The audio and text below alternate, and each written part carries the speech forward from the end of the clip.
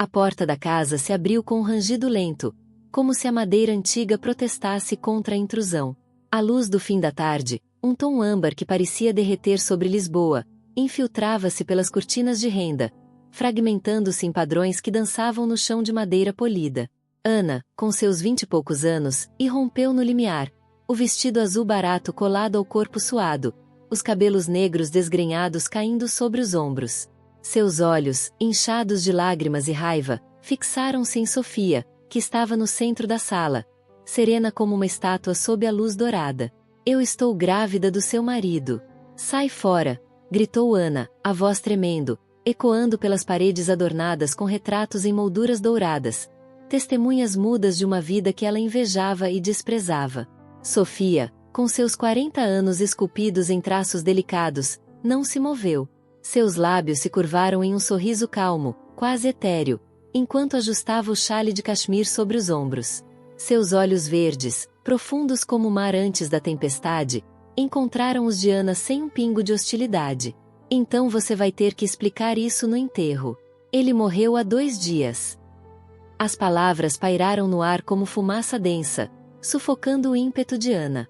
Ela congelou, o rosto pálido, as mãos trêmulas caindo ao lado do corpo. O mundo pareceu girar, as sombras alongadas dos móveis antigos se contorcendo como espectros. O quê? Não, você está mentindo, disse ela, a voz falhando, enquanto se apoiava no batente da porta, os joelhos fraquejando. Sofia inclinou a cabeça, o sorriso inalterado, uma máscara de serenidade que escondia rachaduras invisíveis. Entre, Ana. Ou prefere outro nome? Você parece precisar de um chá. Ou talvez algo mais forte. Com um gesto elegante, ela indicou o sofá de veludo vermelho, onde a luz do sol poente criava um jogo de fogo e sombra, como se o tecido estivesse vivo, pulsando com segredos. Ana hesitou, o coração martelando como tambores em uma procissão fúnebre. Ela ensaiara esse momento por semanas, imaginando gritos, lágrimas, talvez até uma briga física. Mas essa calma glacial era como entrar em um sonho onde a realidade se dissolvia em névoa. Relutante, cruzou o limiar, os saltos gastos ecoando no piso, que rangia como ossos antigos sob o peso de sua presença. A casa de Sofia era um relicário de elegância decadente. Móveis de mogno herdados de gerações passadas, polidos até brilharem como espelhos escuros. Lustres de cristal que capturavam a luz e a fragmentavam em arco-íris frios. Um leve aroma de lavanda pairava, misturado com algo metálico, indefinível, talvez o cheiro da tristeza envelhecida. Sofia preparou o chá com movimentos precisos, as mãos firmes, apesar do luto recente. O vapor subia da xícara de porcelana como um véu, obscurecendo momentaneamente seu rosto. Como você sabe meu nome? Perguntou Ana, sentando-se na borda do sofá, as mãos apertando a bolsa barata como se fosse uma âncora em um mar revolto. Sofia sentou-se à frente, cruzando as pernas com graça, o vestido preto de linho caindo em dobras perfeitas. Miguel mencionava você às vezes. Em sussurros. Claro. Ele achava que eu não ouvia. Seu tom era leve, quase conversacional, como se discutissem o tempo. Mas por dentro, Sofia sentia o aperto familiar no peito, uma ferida antiga que nunca cicatrizava completamente. Ela se lembrava da primeira vez que descobrira as infidelidades de Miguel, não com Ana, mas com outra, anos atrás, uma secretária de olhos castanhos e promessas frágeis. A dor fora como vidro estilhaçado no coração, mas com o tempo, transformará-se em algo mais duro, mais afiado, como uma faca que ela aprenderá a empunhar com precisão. Ana engoliu em seco, os olhos vagando pela sala. Uma foto emoldurada na mesinha lateral mostrava Miguel e Sofia em um cruzeiro, anos antes.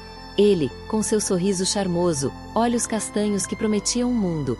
Ela, radiante, mas com um brilho de dúvida já presente, como uma nuvem em um céu de verão.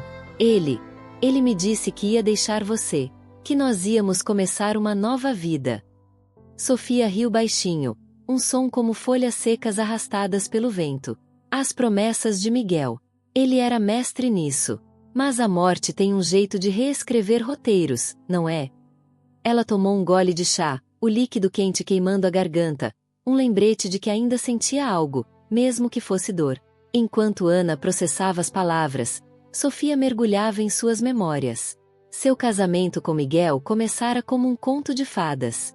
Ele, o herdeiro de uma família de exportadores de vinho no Douro, com um charme que fazia as pessoas se curvarem como girassóis ao sol. Ela, filha de um professor universitário de Coimbra, uma mulher de inteligência afiada e sonhos grandes, atraída pela promessa de uma vida maior. Mas sob a superfície, Miguel era um mosaico de contradições. Generoso em público, egoísta na intimidade, carismático, mas com um temperamento que explodia como fogos de artifício em noites de festa.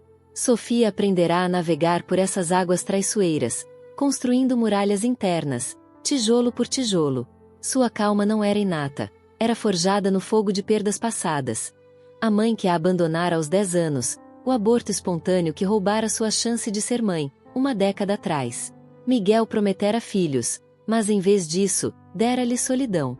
Como ele morreu? Perguntou Ana, a voz trêmula, quebrando o silêncio. Seus olhos, agora vermelhos, fixavam-se em Sofia como se buscassem uma verdade que ela não estava pronta para enfrentar. Sua mão instintivamente foi para a barriga, um gesto protetor que Sofia notou com um misto de inveja e pena. Acidente de carro. Na estrada para o porto. A polícia disse que ele perdeu o controle. Sofia omitiu os detalhes. O carro carbonizado, o cheiro acre de borracha queimada que ainda assombrava seus sonhos, a garrafa de vinho vazia encontrada no banco do passageiro. Ela sabia mais, é claro, mas revelações vinham em camadas, como peles de uma cebola que faziam chorar. Ana balançou a cabeça, lágrimas escorrendo pelo rosto. Não. Ele era cuidadoso. Ele me ligou naquela noite, disse que viria me ver. Sua voz era um sussurro, como se falar alto pudesse tornar a verdade mais real. Cuidadoso. Miguel. Sofia inclinou-se para a frente, a luz batendo em seu rosto, destacando as linhas finas ao redor dos olhos. Marcas de risos forçados e noites insones. Você o conhecia há quanto tempo, Ana? 6 meses. 1 ano. Eu o conheci por 15 anos. Ele era um homem de impulsos, não de cautelas. A conversa se estendeu pela noite, o sol se pondo e dando lugar às lâmpadas de abajur que banhavam a sala em um brilho amarelado, como velas em uma vigília. Ana contou sua história. Uma garçonete em um bar no bairro Alto, onde as luzes de neon piscavam como promessas frágeis. Miguel a notara em uma noite chuvosa, os sapatos dele brilhando contra o chão molhado do bar. Ele a cortejara com jantares caros, viagens ao Algarve, e noites de paixão que a faziam se sentir viva. Ele disse que você era fria, que o casamento era uma prisão. Sofia assentiu, sem ofensa aparente. Fria? Talvez. Mas prisões são construídas por 2. Internamente, ela revivia as noites em que Miguel voltava cheirando a perfume alheio, as discussões sussurradas para não acordar os fantasmas da casa. Ela o perdoara 1 vez, 2, mas na terceira, algo se quebrou. Não o amor, isso já havia murchado como uma flor esquecida, mas a ilusão de controle. Enquanto Ana falava, Sofia observava os contrastes. A juventude vibrante de Ana contra sua própria maturidade contida. O vestido simples dela contra o tailleur elegante de Sofia. A raiva explosiva versus a serenidade calculada. Era como um quadro renascentista, cheio de luz e sombra, onde cada detalhe contava uma história oculta. O relógio de parede, um presente de casamento de Miguel, marcava as horas com um tic-tac que parecia contar os segundos de suas vidas entrelaçadas. Por que você não está furiosa? Explodiu Ana finalmente, levantando-se do sofá, os punhos cerrados. Eu vim aqui para confrontá-la, e você age como se fosse uma visita social. Sofia pousou a xícara com um clique delicado, o som ressoando na sala silenciosa. Fúria é um luxo que eu não posso mais me permitir. Ela consome, Ana. E eu já fui consumida o suficiente. Seus olhos se suavizaram por um momento, revelando uma fresta na armadura. Sente-se. Há mais para contar. E assim, Sofia começou a tecer sua teia de memórias. Ela falou de sua infância em uma vila no Alentejo, onde o sol escaldante dourava os campos de trigo, mas a pobreza tingia tudo de cinza. Sua mãe fugira com um amante quando Sofia tinha 10 anos, deixando-a com um pai alcoólatra que via na filha um fardo. Aprendi cedo que as pessoas vão embora, disse ela, A voz baixa como o vento noturno que assobiava entre os ciprestes da vila. Miguel foi minha âncora, ou assim pensei. Mas Miguel, revelou ela aos poucos, não era o herói que Ana imaginava. Seus negócios no Douro envolviam mais do que vinho, parcerias duvidosas com importadores estrangeiros, rumores de lavagem de dinheiro, noites em cassinos onde perdia fortunas. Sofia descobrira isso anos atrás, quando encontrou documentos escondidos em seu escritório, pilhas de papéis amarelados, cheirando a segredos mofados. Ela o confrontara, e ele prometera mudar, mas as mudanças nunca vinham. Ana ouvia, fascinada e horrorizada. A barriga, ainda discreta sob o vestido, parecia pesar mais agora. Ele nunca mencionou nada disso. Ele era gentil comigo. Gentil, repetiu Sofia com um sorriso irônico, os olhos brilhando como jade sob a luz suave. Sim, ele podia ser. Mas gentileza é uma moeda barata quando se tem segredos caros. Ela se levantou, caminhando até a janela onde a noite lisboeta piscava em luzes distantes.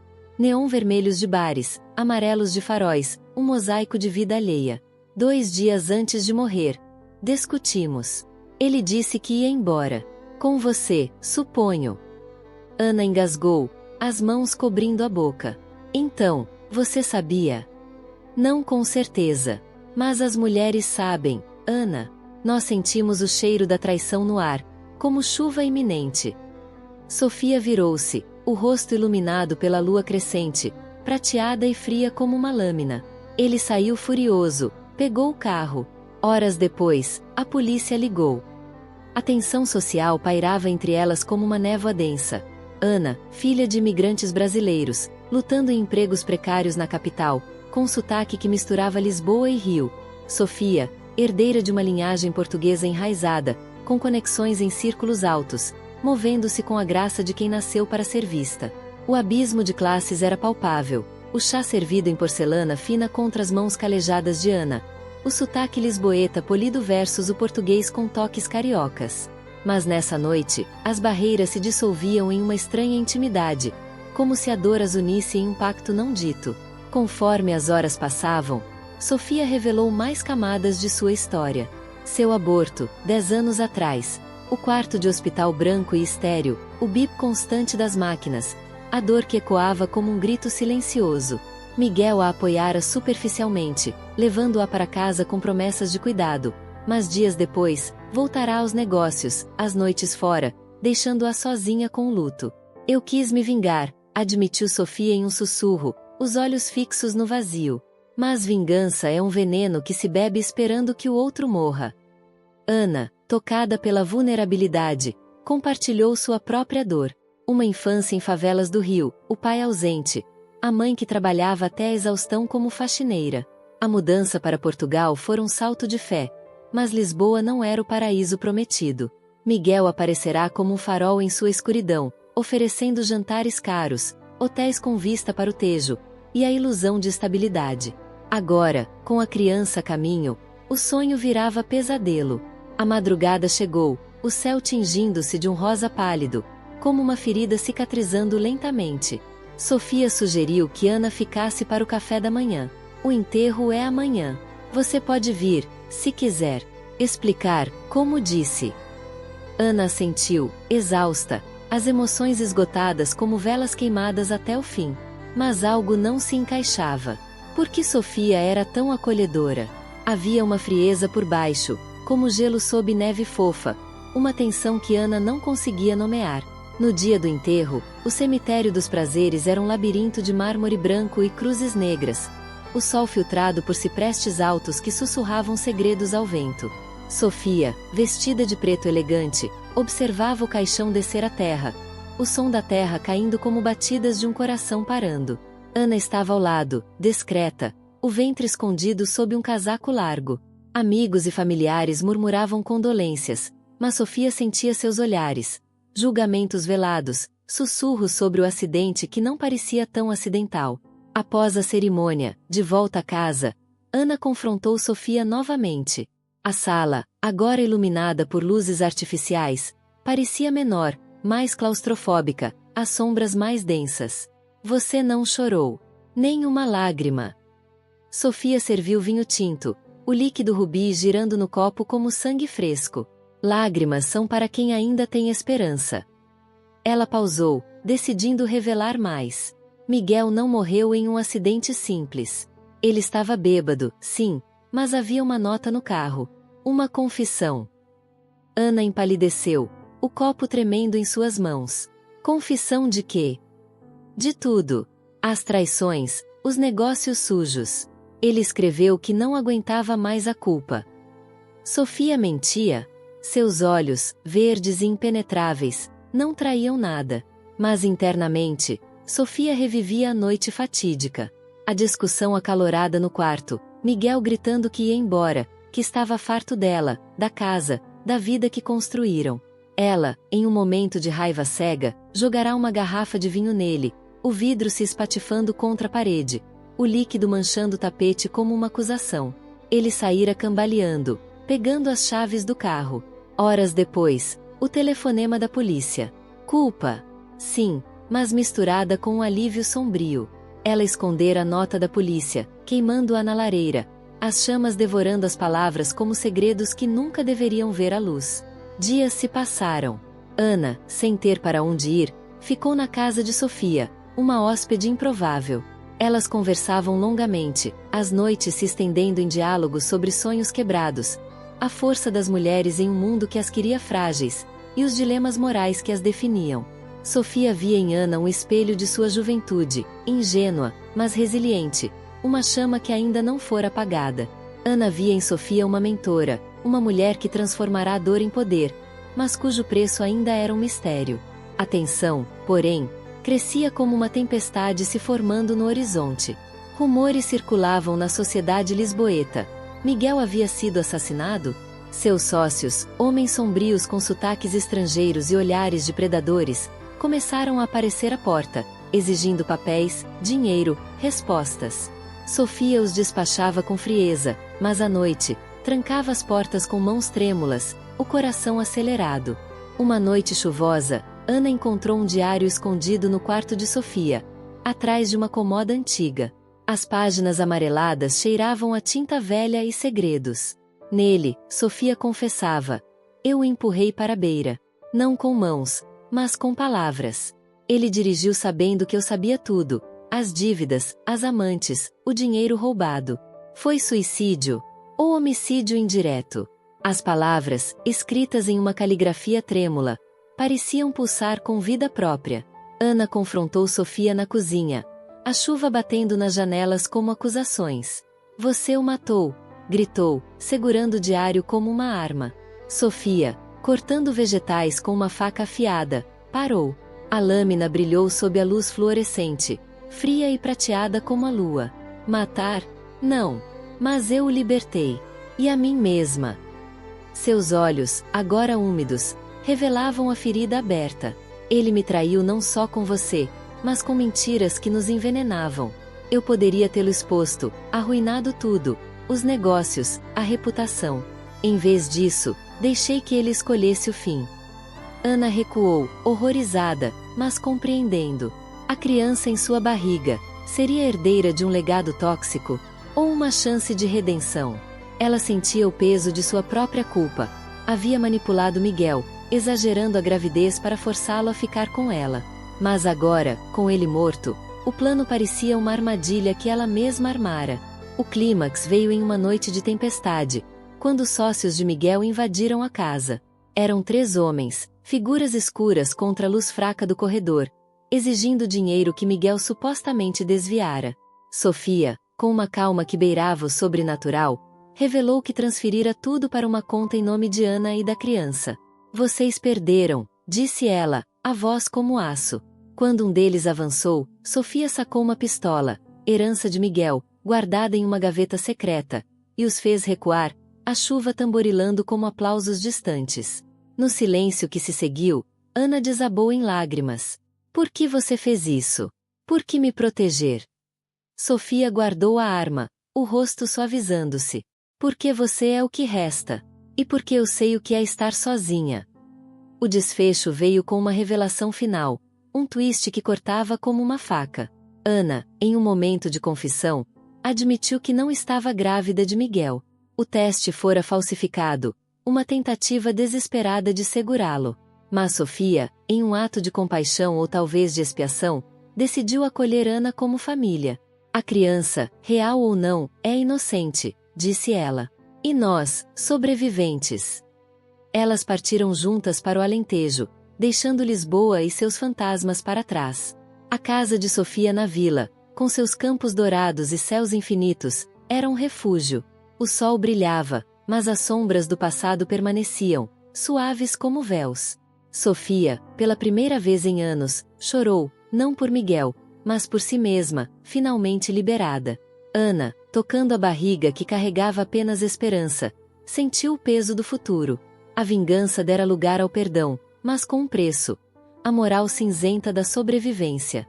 O vento sussurrava promessas novas, enquanto o horizonte se estendia, vasto e incerto, como uma tela em branco à espera de novas cores.